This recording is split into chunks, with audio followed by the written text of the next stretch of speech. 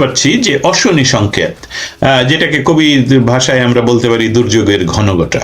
এই সিকিউরিটি পরিষদ ইয়ে নিতে পারে যে পৃথিবীর কোনো দেশে তারা জঙ্গি না হোক, সরকারের বিরুদ্ধে হলেও তারা মিলিটারি অ্যাকশন নেওয়ার ইয়ে রাখে। সেই প্রতিবেদনে এটা জাতিসংঘের সাধারণ পরিষদের বিষয় না, এটা জাতিসংঘের সেক্রেটারির বিষয় না, এটা জাতিসংঘের সেই নিরাপত্তা পরিষদের। যুক্তরাষ্ট্রের সাংবাদিক দস্তগীর জাহাঙ্গীর আছেন আমার সঙ্গে। খুবই গুরুত্বপূর্ণ বেশ কিছু ইস্যু নিয়ে তিনি কথা বলেন, কারণ তিনি কাজ করেছেন যুক্তরাষ্ট্রে স্টেট ডিপার্টমেন্টে, দীর্ঘদিন পর্যন্ত সাংবাদিকতা করছেন। সেই যে জাতিসংঘের প্রতিবেদন এবং চীনা দূতাবাসে হুমকি, বড় কোনো বিপদের মুখে পড়তে যাচ্ছে বাংলাদেশ। জাতিসংঘের যে প্রতিবেদন সিকিউরিটি কাউন্সিলের, সেইখানে বাংলাদেশে আল কায়দার ভূমিকা হুমকির স্বরূপ এবং উদ্বেগজনক বলে তারা যেমন মন্তব্য করেছে, বাংলাদেশ সরকার সেটি এক ধরনের উড়িয়ে দিয়েছিল। কিন্তু ঠিক এর পরপরই চীনা দূতাবাসে চিঠি দিয়ে হুমকি দেওয়া হয়েছে, যার সঙ্গে আল কায়দার নাম উঠে এসেছে। রাশিয়ান দূতাবাসে একই ঘটনা। এর আগে কানাডা দূতাবাস কয়েকদিন আগে আলাদা করে নিরাপত্তার জন্য সতর্কতা জারি করেছে। এই যে পরিস্থিতির মধ্য দিয়ে আসলে কি বাংলাদেশে এই ইসলামিক জঙ্গিবাদের জায়গা থেকে বড় কোনো অঘটন ঘটতে যাচ্ছে কিনা? দস্তগীর জাহাঙ্গীর, আপনি যদি আপনার কাছে তথ্য এবং বিশ্লেষণ ধারণা সব মিলিয়ে আপনার মতো করে যদি বলেন। বুঝতে পারছি যে অশনি সংকেত, যেটাকে কবির ভাষায় আমরা বলতে পারি দুর্যোগের ঘনঘটা। জাতিসংঘ নিরাপত্তা পরিষদ ইম্পর্টেন্ট, ইটস নট সাধারণ পরিষদ। জাতিসংঘ নিরাপত্তা পরিষদ ডিসিশন নিতে পারে যে কোনো দেশে পরাশক্তির কোন সৈন্যবাহিনী পাঠাবে কিনা, যেমন ইরাক। সেই নিরাপত্তা পরিষদের এই অগাস্ট মাসে, এখনো যে মাসে আমরা কথা বলছি, সেই মাসে তাদের প্রতিবেদনে বলেছেন যে উদ্বেগ প্রকাশ করা হয়েছে। সেখানে বাংলাদেশ শব্দটা আসছে কিভাবে সেটাও আমি উত্থাপন করি। আসছে এইভাবে, ভারতীয় উপমহাদেশে আল কায়দা AQIS তার বিকেন্দ্রীভূত স্লিপার সেল এবং লজিস্টিক নেটওয়ার্ক গড়ে তোলার জন্য বাংলাদেশকে ব্যবহার করছে। এই প্রতিবেদন প্রকাশের সাথে সাথেই বাংলাদেশের পররাষ্ট্র মন্ত্রণালয় মনে হচ্ছে একটা আমি ছোটকালে আমাদের বাড়ির সামনে অনেক বালু ছিল বাড়ি করার জন্য, সেটা ছিল আমার রসদ, এবং আমি দোকান খুলে বসতাম। ছোট ছোট ছেলেমেয়েরা সেখান থেকে এটা আমি ডিসিশন দিতাম, আমি সমস্ত কিছু, তারা শুধু আমার কথা শুনতে হতো। বিষয়টা মানে এটা কি একটা পররাষ্ট্র মন্ত্রণালয় সেই বালুর টিভির মতন সে কি বিক্রি করছে, কি বলছে, কি সাথে সাথে কোনো চিন্তা, কোনো আলাপ, কোনো আন্তর্জাতিক ভাবে কারোর সাথে আলাপ করে না করেই তারা কি করলো, বাংলাদেশ সরকার সাথে সাথে বললো যে এটা অনুমান ভিত্তিক বলে খারিজ করে দিয়েছে। আমি ক্লান্তভাবে বলছি, কারণ এটার মধ্যে তো থাকতে হবে যৌক্তিক ভাষা, এটার মধ্যে তো থাকতে হবে ডিপ্লোম্যাটিক ভাষা। এটাতে কোনো কিছুই না করলে যে না এখানে কোনো কলা খাওয়া হচ্ছে না, এই যে বিষয়, আমি কলা খাই না বললেই কি হবে? উট পাখি বলে, বা উটের মতো ওই পাখিটার মতন যদি আমরা বালুর টিভিতে মাথা দিয়ে রাখি তাহলে কি হবে? না, হবে না। তার তথ্যচিত্র এখন ধীরে ধীরে উন্মোচিত হচ্ছে, যেটা নিয়ে আপনি আলাপ করছেন। আমরা জানি গত 7 দিনের ভিতরে একটি হিন্দু পরিবারের সকলকে হত্যা করা হয়েছে। পুলিশ এটাকে শাক দিয়ে মাছ ঢাকার চেষ্টা করে আর 2 জন হিন্দুকে গ্রেফতার করেছে, এবং তারা সেটাকে বলছে গাঁজা সেবন, অমুক সেবন নিয়ে কি আবার জজমিয়া নাটক। কিন্তু এটার সাথে যে এই জঙ্গিবাদের যে হচ্ছে, ছোট ছোট করে তারা বড় অ্যাকশন করার জন্য পরিকল্পনা করছে, এটা আমি বাদে আপনারা সকলেই জানেন বাংলাদেশে যে কোনো সময় বড় দুর্ঘটনা ঘটতে পারে। এবং এটা যত সহজভাবে আমি বলছি তত সহজ নয় বিষয়টা। এটা নিয়ে আমাদের কোথায় ঘটবে?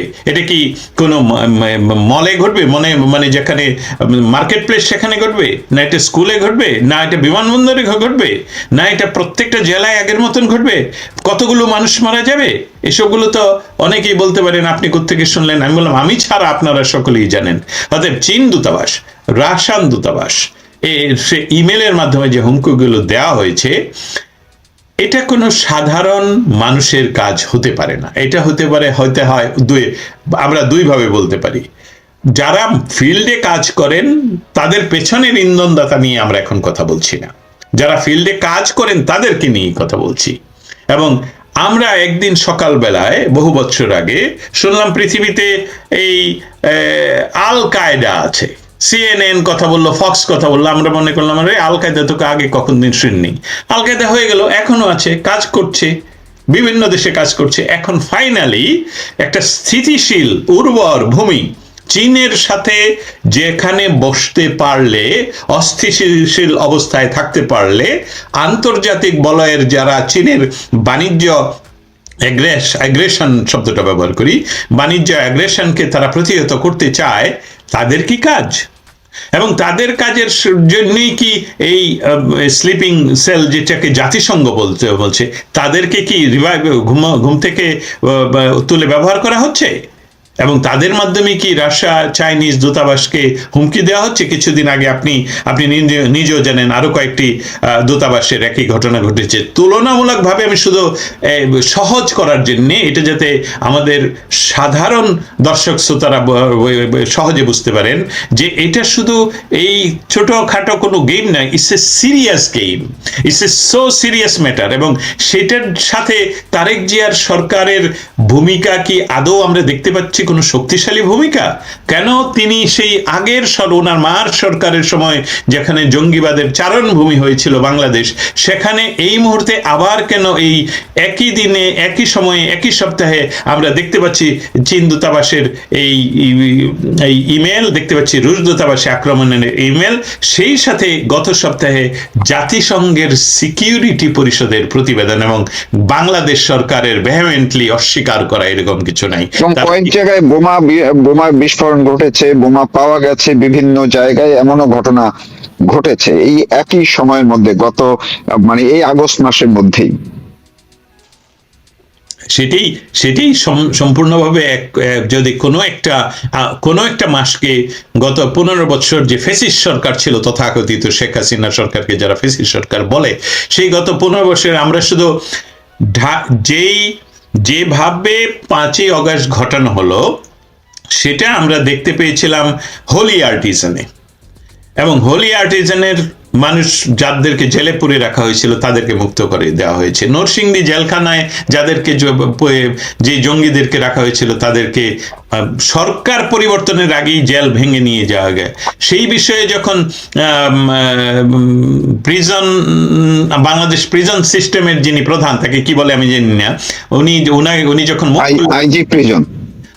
আইজি প্রিজন, তো ওনাকে যখন ওনাকে মুখ খুললেন, ওনাকে রিমুভ করে দেওয়া হলো। তাহলে কি সরকার আসলে কে চালাচ্ছে? সরকার কি আসলে বিএনপি চালাচ্ছে, না সরকার চালাচ্ছে সেই জঙ্গি গোষ্ঠী? এইটা নিয়ে যেরকম প্রশ্ন, আরেকটা তথ্য আমি ইতিমধ্যে বলেছি, কিন্তু আমি আবারও রিপিট করতে চাই যে আশঙ্কা হচ্ছে নট অনলি সাংবাদিক মহলে, আশঙ্কা হচ্ছে রিয়েল জায়গায় যারা গোয়েন্দারা ইতিমধ্যে প্রতিবেদন জমা করেছেন যে বাংলাদেশের বড় ধরনের কোনো জঙ্গি আক্রমণ হতে পারে। এই বিষয়টা এই সরকারের কি নিয়ন্ত্রণে আছে, না অন্য কোনো ক্রীড়ানক পিছন থেকে খেলছে? সেটাই আমাদের দেখার বিষয়, অপেক্ষা করার বিষয়। যদি তাই হয়, আপনি যে আশঙ্কাটার কথা বললেন, এবং এটি বাংলাদেশের ভেতর থেকেও কিন্তু করা হচ্ছে, অনেকেই এটি বলছেন, যদি তাই হয় এইসব ক্ষেত্রে এটা তো ছোটখাটো বিষয় না। এতদিন আমাদের না হয় বাংলাদেশে জেএমবি, হরকাতুল জিহাদ এইসব, কিন্তু এখন যখন আমি দর্শকদের উদ্দেশ্যে বলবো যে জাতিসংঘ থেকে যে প্রতিবেদন, সেখানে কিন্তু সরাসরি আল কায়দার ডাইরেক্ট তাদের নামটি ব্যবহার করা হয়েছে, কোনো ভায়া মিডিয়া বা এজেন্টের বিষয় না। ফলে যেই দেশেই আল কায়দার সরাসরি এই ধরনের তৎপরতা দেখা গেছে সেইখানেই কিন্তু আমরা তৃতীয় কোনো জায়গা থেকে জঙ্গি নিধনের, সন্ত্রাসী নিধনের বড় কোনো উদ্যোগ দেখতে পাই। কি উদ্যোগ হয় এইটা যদি আপনি একটু ব্যাখ্যা করেন, কোন ধরনের উদ্যোগ আমরা অনেক মধ্যপ্রাচ্যের অনেক দেশে দেখেছি। এখন ভারত প্রতিবেশী দেশ হিসেবে কিন্তু বারবার তাদের যে ভয়ের একটাই কারণ, এই দেশে প্রতিবেশী বাংলাদেশে যদি জঙ্গির উত্থান হয় এটি তাদের বড় ভয়। তো সেই ক্ষেত্রে আপনি যে দেশটিতে আছেন সেই দেশে তারাও জঙ্গিবাদের বিরুদ্ধে কথা বলে এবং অ্যাকশনে যায়। আবার ভারতও যদি সেই ধরনের হয়, আবার চীনা দূতাবাস যারা খুবই বড় একটি বাংলাদেশের ক্ষেত্রে ভূমিকা রাখেন, সেই অর্থাৎ এবার কিন্তু স্টেক হোল্ডার সব কিন্তু বিগ, বড় বড়। তো এই ক্ষেত্রে আসলে কি হতে পারে আপনার অভিজ্ঞতা অনুযায়ী আপনি কিভাবে ব্যাখ্যা করবেন এটাকে? আম, আমরা যে বিষয়টা নিয়ে কথা বলছি এবং যে প্রশ্নটা আপনি উত্থাপন করলেন, এটা কিন্তু খুব সহজভাবে সহজ কথায় বলে ফেলা যাবে না। আমি প্রথম আরেকটু বিশ্লেষণ করে আসি। ইতিমধ্যে যে আমি লম্বা কথা বললাম, সেখানে বিশ্লেষণের চেয়ে আমি যে তথ্যগুলো একত্রিত ছিল আমার ব্রেনে, সেটাকে আমি ডিসবার্স করলাম। এখন কথা হলো জাতিসংঘের নিরাপত্তা পরিষদের প্রতিবেদন প্রসঙ্গে আমি কিছু বলবো। জাতিসংঘ নিরাপত্তা পরিষদের প্রতিবেদনটিকে যদি আমরা হালকাভাবে দেখি, এটা হবে আমাদের জন্য চরম দুর্ভাগ্য। কারণ আপনি আপনার প্রশ্নে কিন্তু উল্লেখ করেছেন, তারা মেনশন করেছে আল কায়দা। আল কায়দা মেনশন করে, যাতে এটা আল কায়দারও তো বিভিন্ন গোষ্ঠী আছে, সেখানে উনি ওনাদের প্রতিবেদনে উইদিন ব্র্যাকেটে মেনশন করেছেন AQIS। সো ওনারা একদম সুনির্দিষ্টভাবে জেনে এই প্রতিবেদন, এটা জাতিসংঘের সিকিউরিটি পরিষদের, পৃথিবীর মানে জাতিসংঘের সবচেয়ে পাওয়ারফুল যে পরিষদ, সেইটা হলো সেই পরিষদ থেকে। আবারও বলছি যারা এখন শুনছেন আগে, যে এই সিকিউরিটি পরিষদ নিতে পারে যে পৃথিবীর কোনো দেশে তারা জঙ্গি না হোক, সরকারের বিরুদ্ধে হলেও তারা মিলিটারি অ্যাকশন নেওয়ার রাখে। সেই প্রতিবেদনে এটা জাতিসংঘের সাধারণ পরিষদের বিষয় না, এটা জাতিসংঘের সেক্রেটারির বিষয় না, এটা জাতিসংঘের সেই নিরাপত্তা পরিষদের। অতএব বাংলাদেশের যে ছোট ছোট স্লিপার সেল আছে, এটাকে আরেকটু মেনশন করলাম এই জন্যে, সেখানে আল কায়দার অনেকগুলো ছোট ছোট সেল আছে। সবাই কিন্তু একত্রিতভাবে তাদের নির্দেশে কাজ করবে ঘুমিয়ে থেকে উঠে। সেই কাজগুলো হচ্ছে ইতিমধ্যে। আপনি বলছেন এখানে ছোট বোমাবাদী হচ্ছে, ওইখানে হিন্দু নূতন হচ্ছে, এইসবগুলো সবকিছু কিন্তু একত্রিতভাবে হচ্ছে।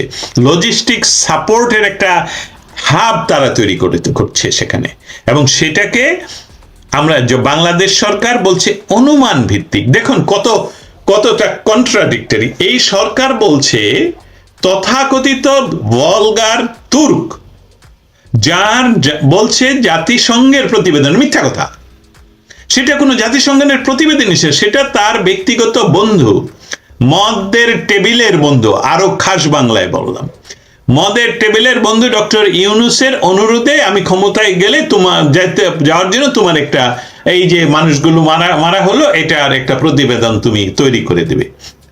জাতিসংঘ মানবাধিকার পরিষদের উনি একজন সিনিয়র কর্মকর্তা। সেই কর্মকর্তা ইউনূস সেন্টারের টাকা দিয়ে বাংলাদেশে গিয়ে ইউনূস সরকার যে নামগুলো দিয়েছেন, যে সংখ্যাগুলো দিয়েছেন, সেই সংখ্যাগুলো প্রকাশ করে বলছেন জাতিসংঘের প্রতিবেদন। এটাও বলেন জাতিসংঘের মানবাধিকারের কথা বলা হয়নি, সেটাও বলা হয়নি জাতিসংঘের মানবাধিকার কমিশনের প্রধানের প্রতিবেদন, বলা হচ্ছিল জাতিসংঘের প্রতিবেদন। দেখুন কত বড় মিথ্যা প্রপাগান্ডা। আজকে যখন শেখ হাসিনা সরকার ক্ষমতা নেই, বাংলাদেশ বা সে ৭১-এর সরকার ক্ষমতা নেই, সেখানে জাতিসংঘের নিরাপত্তা পরিষদ বলছে আল কায়দা, ইউ মেনশনড ইট, সেখানে তারা অস্বীকার করছে। অতএব আমরা এটাকে ছোট করে দেয়া যাবে না। সেই সাথে এখন খেলোয়াড়দের কথায় আপনি চলে আসছেন। কূটনৈতিক পাড়ায় হুমকি নিরাপত্তা, শেখ হাসিনার ১৫ বছরে যদি ঘটে থাকে, সেটা সরকারের হয়তোবা যেটাকে বলে কনফিডেন্সিয়াল রিপোর্টে আছে, আমরা জানি না।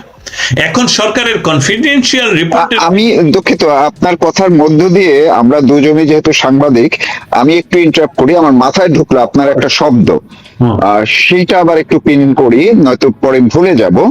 সেইটা হচ্ছে এই যে আপনি বললেন বারবার, আমি বললাম যে জাতিসংঘ যখন আল কায়দার কথা বলছে, বাংলাদেশ সরকার সেটাকে উড়িয়ে দিয়েছে যে অনুমান নির্ভর শব্দটা দর্শকদের একটু শোনার জন্য বলছি, অনুমান ভিত্তিক।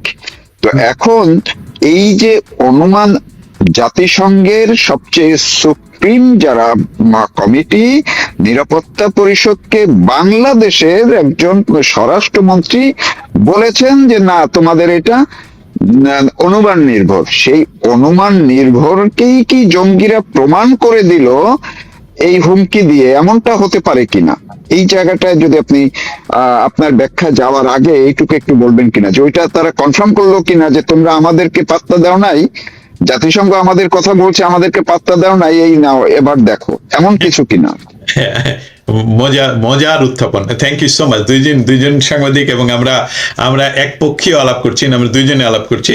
হ্যাঁ, এই কথাটা আমি হয়তো বা আপনার জন্যই তুলে রাখলাম। স্বরাষ্ট্রমন্ত্রী বলেছেন, যেভাবে বলেছেন সেটা একদম ওনার ভাষাটা এরকম, এসব ঢালাও বা সাধারণ মূল্যায়নের উপর ভিত্তি করে সরকার কোনো ধরনের বাস্তব বা অভিযানমূলক পদক্ষেপ গ্রহণ করবে না।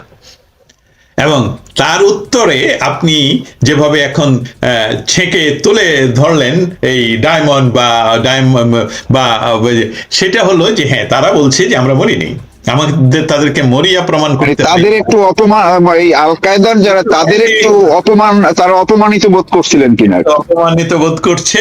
এবং সেখানে যে আন্তর্জাতিক খেলোয়াড়দের ইঙ্গিত নেই, সেটা আমরা এই মুহূর্তে হয়তো বা বলতে পারবো না, নাই এই মুহূর্তে বলবো না যে আছে।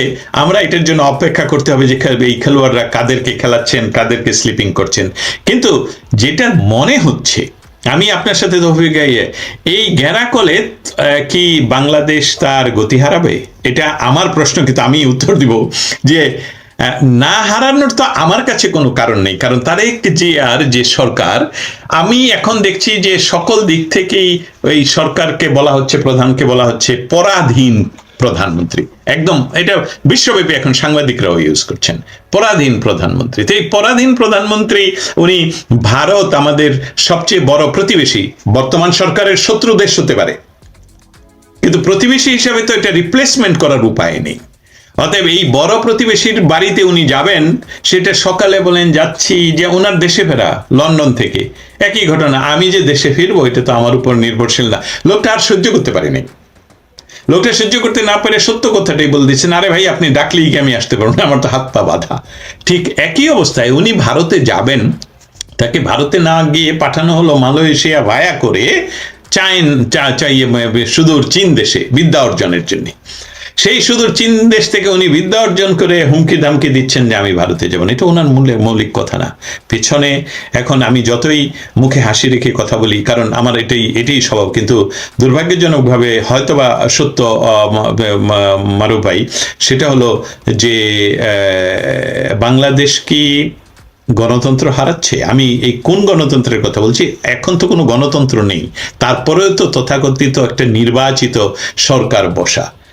পেছন থেকে কি ডক্টর ইউনূস এবং খলিলরা এখনো খেলছেন?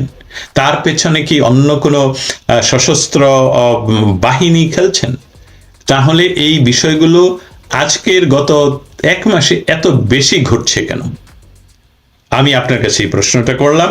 আমার যদি সুযোগ থাকে তাহলে আমি আরেকটু কথা বলি, সেটা হলো চীনা এবং রুশ দূতাবাসের যে ডিপ্লোম্যাটিক মিশনগুলো উড়িয়ে দেওয়ার যে ইমেলের ঘটনা, এটা বাংলাদেশের জন্য একটি জাতীয় সুরক্ষার বিরুদ্ধে, যে জাতীয় ন্যাশনাল সিকিউরিটির একটি অ্যালার্মিং সিগন্যাল হিসাবে যদি বাংলাদেশ সরকার না নেয়, বাংলাদেশের আর্মি এটা না নেয়, তাহলে কখন নেবে?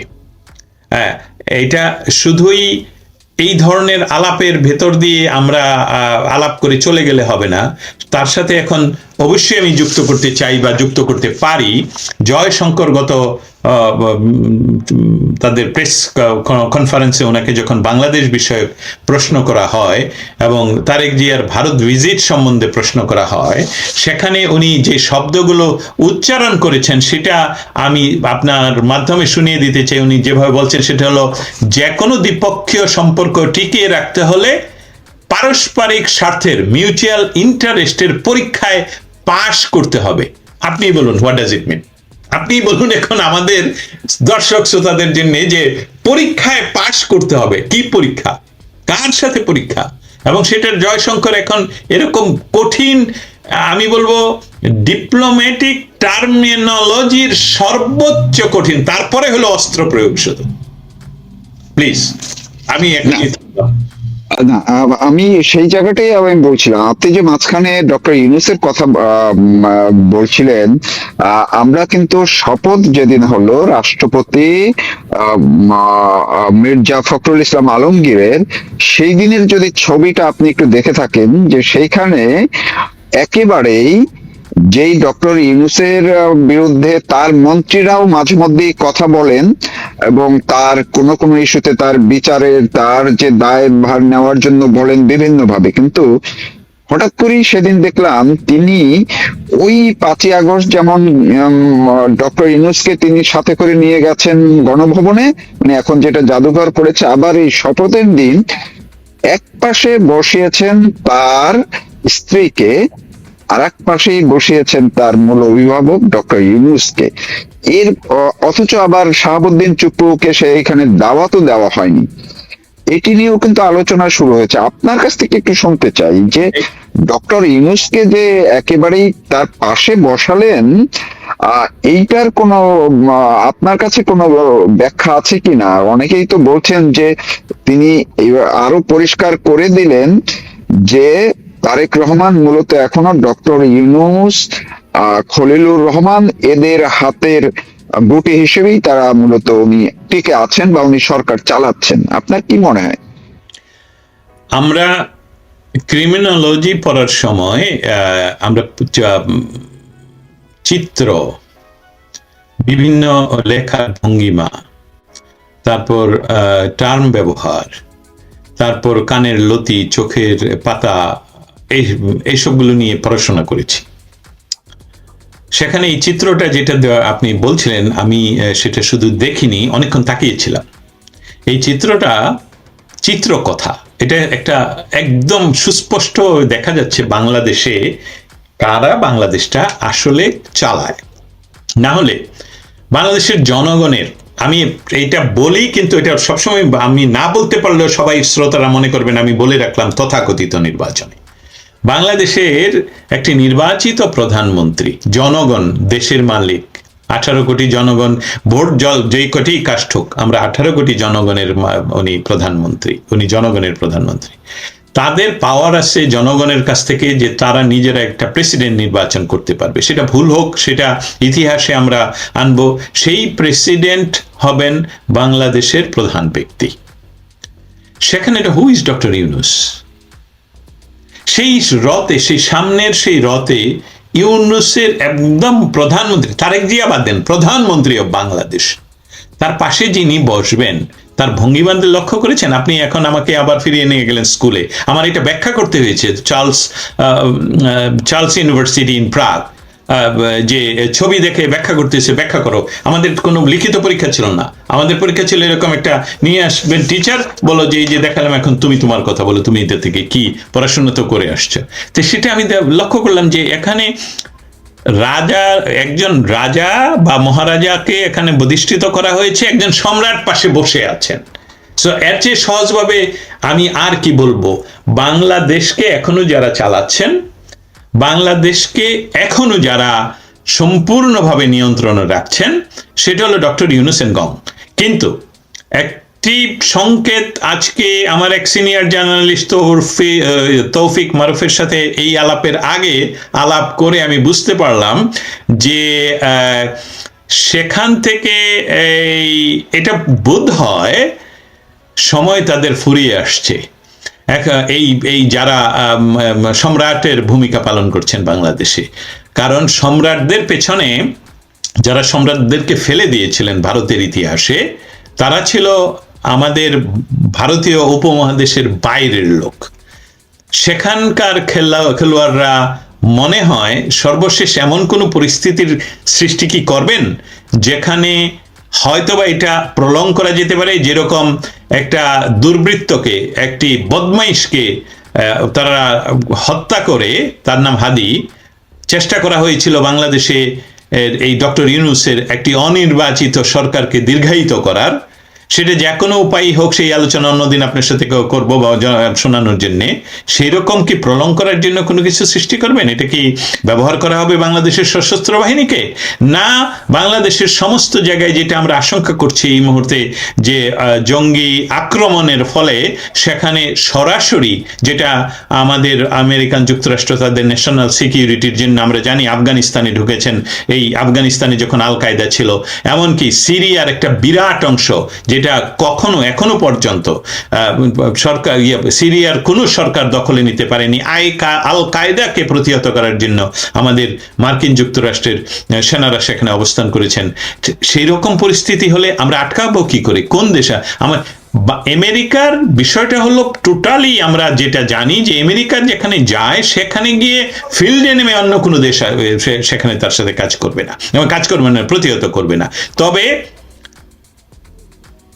চায়নাকে যেভাবে খেপিয়ে তোলা হচ্ছে, এই বিভিন্ন কর্মকাণ্ডের ভিতর দিয়ে, এইটা যদি হয় শঙ্কার, সেই শঙ্কার যে পূর্বে ঢাকার মসনদ। এটা হলো আমার সর্বশেষ কথা। আপনার সর্বশেষ কথা দিয়ে আমি শেষ করব, এবং এইটা শিরোনামটা আসলে আপনি একদম শেষ জায়গায় এসে চূড়ান্ত ভাবেই আপনি বলে দিলেন যে যেইখানে এইভাবে জঙ্গিবাদের উত্থান হয় এবং সেই প্রক্রিয়া অন্যান্য দেশে, মধ্যপ্রাচ্যের অন্যান্য দেশে যেই পয়েন্টগুলো ধরে ধরে আজকে এক একটি দেশ ধ্বংস হয়ে গেছে, বাংলাদেশও একেবারেই আমরা যে কথাটা বলি সেই আলামতটা কিন্তু একেবারেই হুবহু মিলে যাচ্ছে, এবং সেই রূপ ধরেই কিন্তু এগোচ্ছে। আমাদের দেখতে হবে সামনে আসলে বাংলাদেশের ভাগ্যে কি আছে। শুধুমাত্র না, দয়া করে শেষ করবেন না, আপনি অনুমতি দেন, আমার আরো একটা সেন্টেন্স বলার রয়ে গেছে। জি প্লিজ প্লিজ। আপনি আপনার প্রশ্নে জিজ্ঞেস করেছিলেন, সেটা আমি উত্তর দিতে পারিনি। সেটা ছিল যে ভারতের এই পূর্বাঞ্চলে এই আরেকটি কাশ্মীর কি ভারতীয় করতে পারবে কিনা, এফোর্ড করতে পারবে কিনা। এই প্রশ্নটা আপনি অন্যভাবে করলেও আমি আমার বললাম, বাংলাদেশের স্বাধীনতা আন্দোলনের নেতৃত্ব দিয়েছেন বা মস্তিষ্ক যিনি স্বপ্নদ্রষ্টা, তিনি হলেন সর্বকালের সর্বশ্রেষ্ঠ বাঙালি বঙ্গবন্ধু শেখ মুজিবুর রহমান। তিনি আন্তর্জাতিক প্রেক্ষিতকে এমন সুচারুরূপে ওনার পক্ষে নিয়ে আসেন, বাংলাদেশের স্বাধীনতার পক্ষে নিয়ে আসেন। সেখানে আজকের জয়শঙ্কর যে কথাটা বলেছেন, পরীক্ষায় পাশ করতে হবে, সেই সময়ের সেই যে বাংলাদেশের স্বাধিকার আন্দোলনের নেতৃত্ব, সেটা পাশ করেছেন বলেই তখন ভারত তাদের স্বার্থ আছে বলেই আমাদের একত্রিতভাবে পাকিস্তানি এই 93,000 সৈন্যকে আত্মসমর্পণ করতে হলো। সেখানে কিন্তু এই কথাগুলো বলার মৌলিক শব্দটা আমি খুঁজে পাচ্ছিলাম না, এখন পেয়ে গেলাম। সেটা হলো যে একটা স্থিতিশীল পূর্বাঞ্চলীয় রাষ্ট্র। কারণ ভারত সরকার সেদিন বিপদে পড়েছে, বিপদ মানে আলোচনা হচ্ছিল যে আমরা কি পূর্বে আরেকটি মিনি পাকিস্তান বানাবো কিনা আমাদের সেনাবাহিনী দিয়ে, কারণ সেটা মুসলিম অধ্যুষিত দেশ। এবং সেখানে শ্রীমতী ইন্দিরা গান্ধী যেই কথাগুলো সেখানে বলেছেন, এটা আজকের আলোচনার বিষয় নয়, তথাপি আমি লোক সম্বরণ করতে পারলাম না, বলেছিলেন যে বাঙালির সাংস্কৃতিক ইতিহাস এর আমাদের ভারতীয় মহাদেশের পুরাতন ইতিহাস একই ধারার, একই মূল সেখানে। অতএব সেখানকার যে স্বাধীনতা, সেটা ভারতের জন্য সবসময় পজিটিভ নিয়ে আসবে। অতএব ভারত দেখুন, বিজেপি সরকার আসার পর বিএনপি এর যে ছিল, মিষ্টি বিতরণ ছিল, বিজেপি সরকার বলুন, আগামী কংগ্রেস সরকার বলুন, তাদের পূর্বাঞ্চলে আরেকটি কাশ্মীর, আজাদ কাশ্মীর, হোয়াটএভার কাশ্মীর, আরেকটি স্বাধীন বঙ্গভূমি, এটাকে তারা এফোর্ড করতে পারবেন না। অতএব সেই জন্যে যে কোনো উপায়ে এই মুহূর্তের বিশ্বের একজন বড় খেলোয়াড়দের অন্যতম, নট অনলি রাজনৈতিক, অর্থনৈতিক খেলোয়াড়দের অন্যতম এই ভারত আমেরিকাকে ম্যানেজ করবেই। এবং সেটাই হলো বাংলাদেশের সাধারণ মানুষের জন্য, আমি সুনির্দিষ্টভাবে মনে করি এটা সুসংবাদ যে একদমই আল কায়দা গোষ্ঠী যে সেখানে এমন কিছু সৃষ্টি করতে পারবে সেই শঙ্কা থেকে এটাকে আমি 100% বিশ্বাস করি না, কিন্তু দুর্ভাগ্যজনকভাবে সত্য সশস্ত্র বাহিনী বর্তমান রাজনৈতিক যে ফ্যাব্রিক বাংলাদেশে সবাই কিন্তু চাচ্ছে এই ঘটনা ঘটুক এবং তাদের হাত পা বাঁধা এগ্রিমেন্টে নন এগ্রিমেন্টে, because everyday they have to ask the advice what I'll do tomorrow morning. Thank you so much.